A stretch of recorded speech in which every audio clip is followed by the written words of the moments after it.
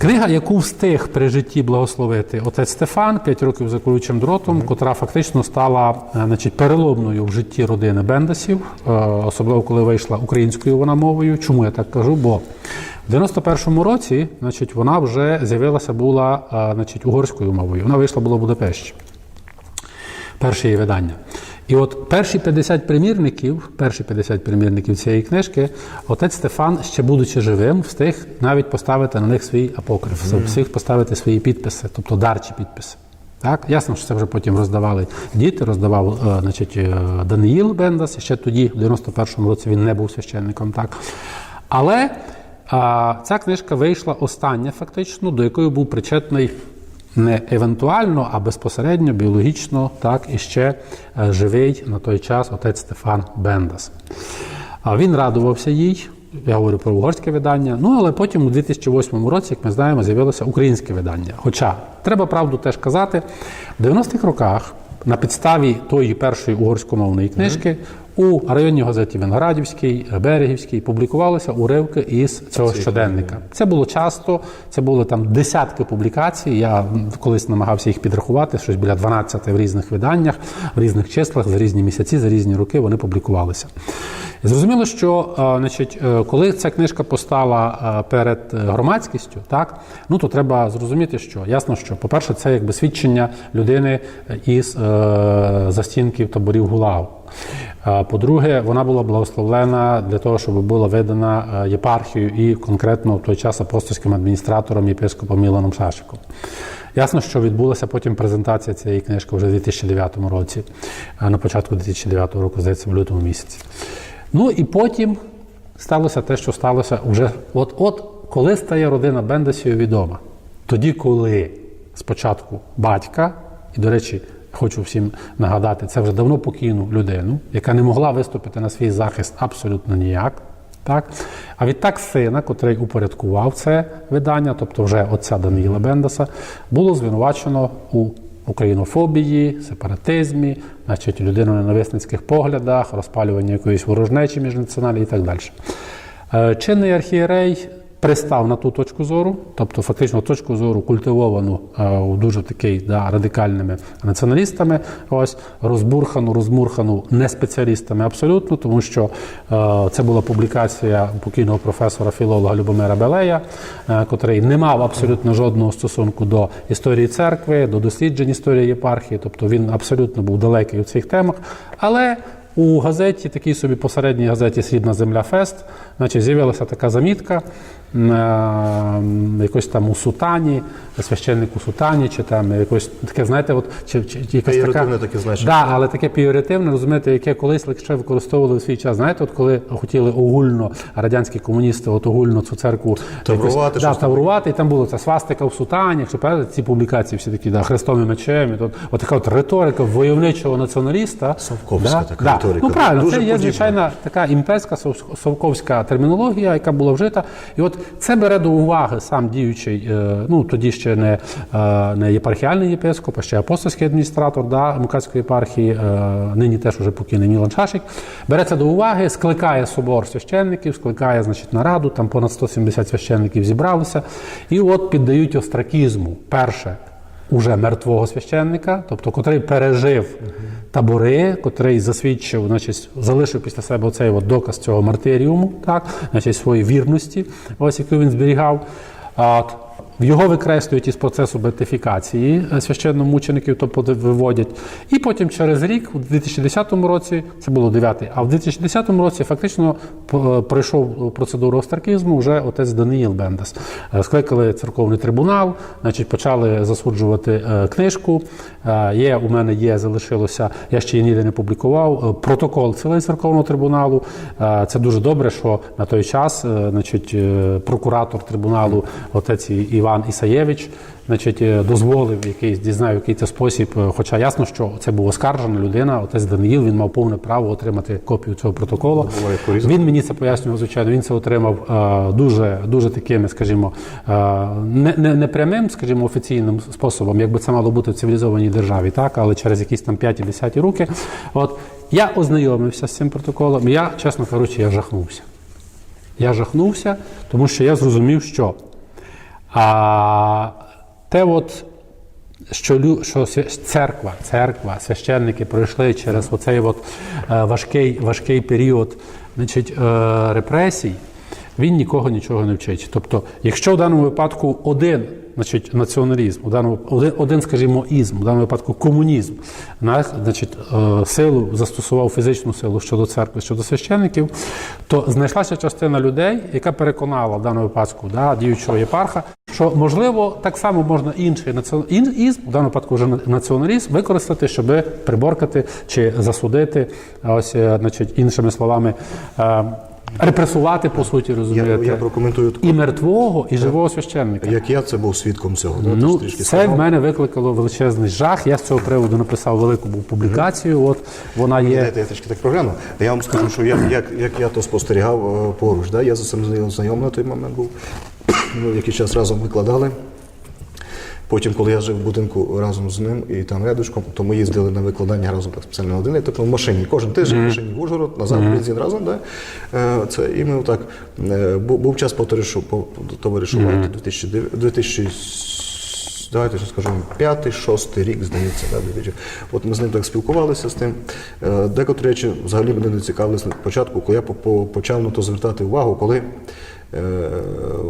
ось якраз до речі, те, що почало відбуватися після видання цієї книги, наприклад, це якусь більшу увагу мене спонукало до того, щоб розібратися самому в цьому. Так, студія мав за кордоном, нас вчили так, що щоб розібратися, треба по полочкам розкласти, треба деякі джерела собі, тобто пробрати всім з цим. Я пробрав, і тоді дуже багато речей замітив, і тоді оце перший раз пішов, кажу, дайте мені якусь книгу почитати, таку толкову щось, він мені там щось знаходив далі і давав.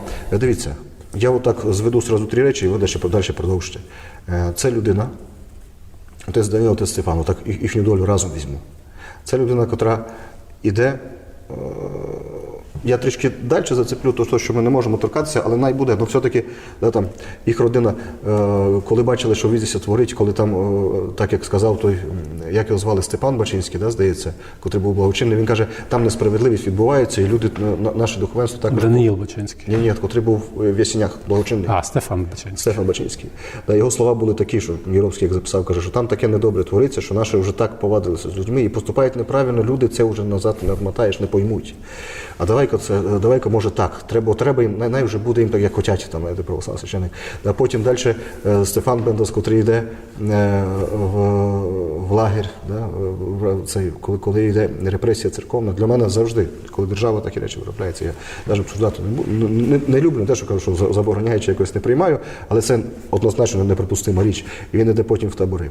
Він є свідком, коли палять книги наші, а коли палять книги, то людина, якщо більш-менш якась інтелігентна, має розуміти, що щось зовсім недобре, що зовсім якось не туди. То те саме книги, котрі паляться в Берліні, там якісь там 40-х роках, 30-х роках, то нормальна людина починає думати, що тепер зовсім інше, тепер ти мусиш щось як поступати, тепер щось не то собі. І це зачищають то найглибше. Розумієте, то у людей попитаються вирвати щось ізнутрі з їх самих, щоб цього не стало. Це якесь таке зазіхання десь аж зовсім. Він іде потім в табори. Потім він ті книги, отець Даниїл Бендос, котрий дітваком, будучи, мама дістає листи із лагеря, і він ночами переносить ті книги, котрі сам, скільки там має, 13 років, чи скільки йому там є, і він ті книжки міхами по ночами по селі ховає, носить, щоб спадщину, котра репресована і радянським тоталітарним режимом, бо взагалі вся спадщина і церковна, і культурна, і національна, все тут попадає по ту, котра є неприпустимо для Радянського Союзу. І не потрібно... Причому не своє. Розуміючи, що ми лише тимчасово користуємося в цьому житті. Він, наражаючи себе, до нього, це саме міліція, КГБ, розумієте, і до одного, і до другого Бендоса, вони тут бережуть, вони збирають по крупицям, вони тут заховують для нас, для того, щоб, коли тоталітаризм впаде, щоб комусь це дістало. І та людина, коли Україна нарешті вільна держава, це до нього дивляться і опять кажуть, а ми тебе опять... І тут в індекс заборонених книг. Що він в цій книзі сказав непропустиме? Знаєте, що допустився? Він допустився свого погляду. Він сказав, що у нас в Україні якось може так більш-менш регіонально поділити, є люди, котрі не вміють поважати інших. Я це так він спрощую. навіть там не казав, що в нас в Україні, бо він говорив про Радянський Союз. Це ви вводите ще одну. Я тут спрощую на загал. Бо насправді це є свідчення священника радянської дійсності, не української, а радянської. Я розумію, але... І поведінки різних національностей в умовах неволі. Ну, в умовах неволі, адже він побачив там середовище невільне. Тобто це не на свободі були люди, а саме неволі. Я ще би спростив до знаменника, котрого можеш спростити ще найглибше, що він все ж таки сказав так, що він дав моральну оцінку тому, що ми тепер беремо сьогодні, читаємо, що на сьогоднішній нашій Україні він дав оцінку тодішньому періоду, в тому моменті, в той час, який в тих умовах, але він сказав, що є люди, котрі, от вони звідти такі суть, котрі якось не вміють просто шанувати всіх, вважати. Каже, от ті можуть, з тими ми нормально общаємося. Він, до речі, яку гарну річ там сказав в тій книзі, каже, на центральній Україні живуть такі українці, що там договоримося з ними, з ними можна говорити люди. Да? До речі, він показав, що Закарпаттю, наприклад, поміряно центральноукраїнська, така наддніпрянська ментальність, вона Закарпаття, вона є зрозуміліше і ближче, ніж з крайні, наприклад, беремо там Волині, Галичина, для нього, що викликали. Але те, що сьогодні беремо там з крайні точки України, котрі сьогодні у нас Україну так трішки до того, правда, що ми не зовсім знаємо, як з того розійтись саме схід України, саме захід України. А він каже, що нам, Закарпаття, навіть тим священником, греко-католиком, якось центральна Україна, якось ментальніше, простіше договоритися. У мене там родина на центральній Україні. Я коли там общаюся, приходжу, вони якраз то саме кажуть відти, розумієте? Це те саме кажуть відти, кажуть, що з цими людьми, нормально, можеш говорити, можеш сусідувати, я тут переїхав, вженився. І таку саму оцінку дають закарпатцям теж. Що дивно, це Бориспільський район, у мене там є родина. І він тільки осмілився це сказати. І відразу та людина, котра була репресована, котра своє життя наражала неодноразово, котра була, в принципі, їхнє життя, їхня доля була понівечена в загальнолюдському розумінні. Вони ж могли, розумієте, з таким інтелектом своєї кар'єри робити, аби ким бути. І вони опять попали тут, у нас, вже в незалежній Україні, от в таку ситуацію, що так само з нею поступило. Для мене це, я там не дуже люблю оцінювати, що думали ті, котрі з ними так робили, бо це якась прірва і пропасть. Якщо попитатися ту людину зрозуміти, це якісь, знаєте, нема там чого розуміти і вникати. Я тільки бачу зовнішнє, що вони поступили так, як не можеш поступати з людиною. От як от Даниїл то сприйняв, для мене це велика повага до цього Даниїла. Да? Він на другий день став ранку і почав робити те, що й планував перед тим. А ніяк на нього то не вплинуло. Він був обмежений в правах, обмежений там далі з викладанням, з тим всім, але він не відступив і не змінив. Він не почав тепер я буду жити інакше, поступати. Ну, то потім уже в 10-му році, коли був цей, коли його вже позбавили різних титулів, позбавили викладання. Але він не змінив все. Він залишився тою ж людиною. Ми оцінюємо не його поведінку в даному випадку, оцінюємо, скажімо, цей. Ну, по-перше, дивіться, я ще тут таке добавлю до цього. Дивіться. Він навіть, бо що викликало найбільшу критику, але дійсно викликало критику з боку неспеціалістів. Тому що ніхто з них не був антропологом, ніхто з них не був істориком, ніхто з них не був психологом. Я до чого це все веду? Дивіться. Він припустився в цій книзі, от я там якраз у своїй статті все розібрав по поличкам, значить розібрав і що є в кодексі канонів, щось піддає, має бути засуджено, з яких приводів скликають церковні трибунали, значить, що підпадає під деякі статті, що не підпадає під деякі статті, значить, як має бути створена комісія свідків. Свідок не може бути з вулиці, це має бути фаховий свідок, який, значить, одним словом. Він тут допустив, скажімо, таку річ.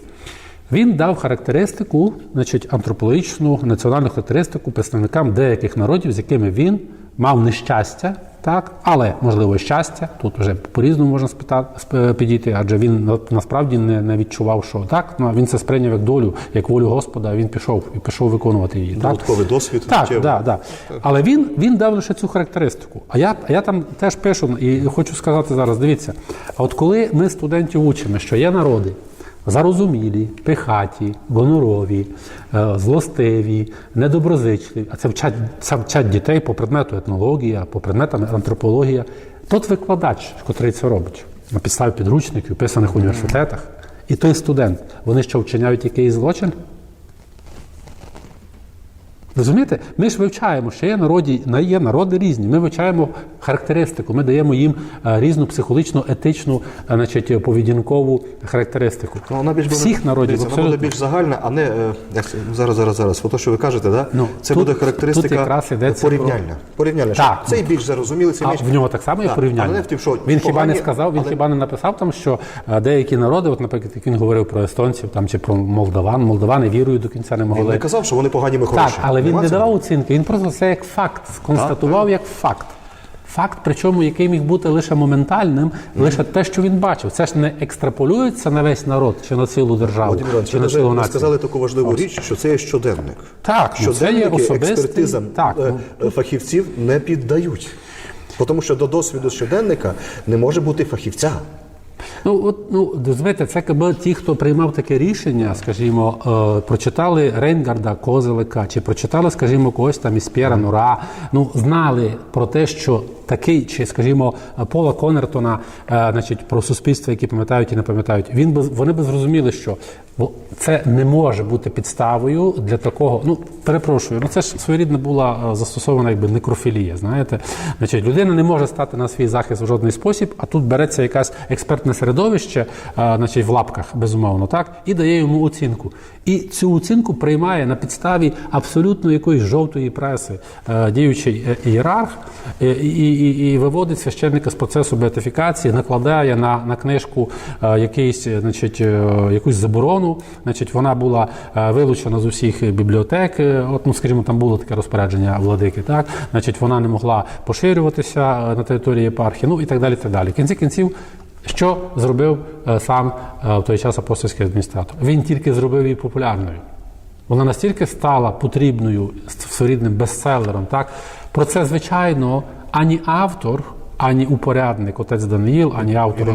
Вони навіть не мріяли про таке. В них ніколи не було таких, розумієте, якихось хворобливих уявлень про те, що яким може бути світоустрій. Вони його сприймали так, як вони його бачили. От ви правильно сказали, що зробив отець Даниїл після того?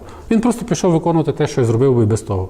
Був би той трибунал, не був би той трибунал, виводили би його батька з процесу беатифікації, чи не виводили. До речі, я з 2007 року на той момент, я тепер вже думаю, що ні, але був членом петиційної комісії в якості історика, значить, який мав допомагати діючому єпархові, значить, якраз цим питанням. Ви думаєте, хтось запитав моєї думки? Ніхто ні разу. Ви думаєте, скликали комісію, куди входив отець Ласло Пушкаш, куди входила Мар'яна Ріжко, вона, значить, як юрист у нас була в комісії, ще працювала в той час в Богословській академії, куди входив я, чи вони скликали нашу і чи запросили нашу експертну думку з приводу того, що відбувається. Чи лягла наша експертна думка в якесь, значить, рішення, чи взагалі розглядалася? Ні, нас ніхто нічого не запитав. І зрозумієте, оце було мені прикро, і я тоді зрозумів одну річ, що мало чого змінилося. Тобто тоді я дійсно почав дуже критично ставитися, і от ця публікація, вона була опублікована і у фаховому виданні окремо, не тільки в цьому ювілейному збірнику, такому скромному, до річниці отця Стефана, яку ми проводили у Малій Копані в 2013 році, значить, до сторіччя, до речі, його народження. Але справа в тому, що, розумієте, от я з того часу почав, так само, напевно, як і багато хто, от ті, хто переживали різні ізми, почав абсолютно категорично ставитися до націоналізму як ідеології. Тому що я зрозумів, що було вжито якраз саме її для того, щоб осудити, по-перше, мертву людину, котра не може захистити себе, вивести її з процесу беатифікації, а даруйте, якщо, скажімо, не ці свідчення і багато інших речей, про які ми ще зараз тут будемо говорити, от так, на завершення, якби їх не було, яка би була доказова база мучеництва тих священників? Якщо, скажімо, листи би не збереглися, архіви би хтось спалив, у нас би, знаєте, могли спалити і умисно ці всі документи, а в 90-91 році багато чого і палили, коли Союз розпадався, КГБ добре знало, що особливо ці всі документи, що пов'язані із, значить, скажімо, свідками, протоколи свідчень у нас немає, у нас лише особові справи є. І це вдалося оцю Даниїлу, значить, зібрати бо вони в доступі такому, і опублікувати. Так. І зрозуміло, що, значить, ця книжка викликала такий, розумієте, резонанс. Володимир, ще до того тільки скажу, знаєте, у вас, ви так повторюєте питання, як же ті люди могли такого припуститися, а я теж собі так. А не можу збагнути, я вам чесно скажу. Дивіться, я як таку відповідь. От як християнин, я це не можу зрозуміти. Я це не можу. Бо це був не християнський якийсь вчинок. Дивіться, я теж вам скажу на підставі, тих событиях теж був таким, знаєте, і рядом був з отцем Даниїлом тоді, що дивіться, така річ є, що ті, котрі поступали і так робили вони самі себе не розуміють. Я пробував у них узнати, що це, до речі, потім там така якась, знаєте, така без, що сказати то, російська безпросвітність, вони не бачать перспективи всіх своїх самих діях своїх. І тепер, якщо би вам вдалося це зрозуміти, то треба якось зламати себе зовсім. І останнє, що коли дуже питаєшся зрозуміти тих людей, котрі чинять якийсь гвалт, то ти сам до того долучаєшся, бажаєш ти цього чи ні, і потім пізніше в житті ти вже виправдовуєш свої деякі неадекватні вчинки, бо тобі здається, що ти вже не такий поганий щось. Тобто розуміти ті, котрі так роблять, їх і не треба розуміти. Бо тому що завжди стаєш ближче трішки до них. Знаєте, як там от в таких складних, якщо ти дивишся в Прірва дивиться в тебе, да? Ну, тобто ті, котрі так зуміли поступити, якщо зовсім їх зрозумієте, то значить, що навчитеся, зумієте, як це так поступати можна, не? А не треба цього людям. Я запитав, до речі, оця Даниїла, я тоді, ми так само, я кажу, з 2007 року ми вже спілкували Він досить кривдників часто. не порозумів. І Да, він був я такий, кажу, от, як ви кажу, що ви? Я не пам'ятаю, здається, на дворі Богословської академії ми зустріли, там якась була конференція, після неї ми зустріли. А він каже, а як каже? Ну так каже, знаєш, каже, прости їм, Господи, бо не знають, що роблять. От так каже, як нянько каже, простив, каже, тим, коли його каже, тоді каже, арештували сородя. Так каже, я простив, Господи, якщо бо не не знають, що простиш, роблять. ти не зможеш бути тим, Ну я ти кажу, є. добре, але тут є одна лише різниця. Одна лише. Тоді це робили, скажімо, да, комуністи і у тоталітарній державі, з ідеологією відповідно, а тепер це зробили в демократичній державі. Це різниця все-таки. Володимир Іванович, я коли таку даю оценку, знаєте, як мене в Польщі вчили. Воно ж трошки різне. Я мав студію, мене вчили люди, котрі, знаєте, коли Горбачов все розвалював, там очні ставки йому робили, з тим з Євросоюзу їздили, з Європи, знаєте, не Євросоюзу, а до Западу.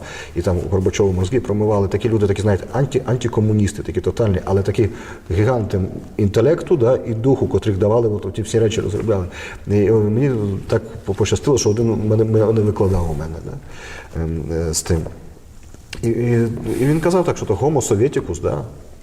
Думаєте, легко то з людини вибити? Я подеколи даю таку свою оцінку на досвіді тих викладачів, котрі мене за кордоном вчили в Польщі. Я кажу, що ви є такі люди, пропитані вщент совком.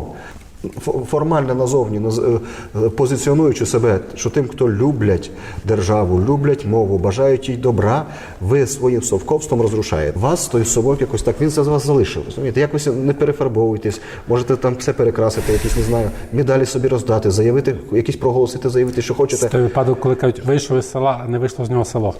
Ти вийшли з Союзу, але Союз не вийшов. Не вийшов з них Союз. Ну, бо так пам'ятники повалити, це не означає змінити світогляд, психологію людини. Розумієте, бо воно ще залишиться.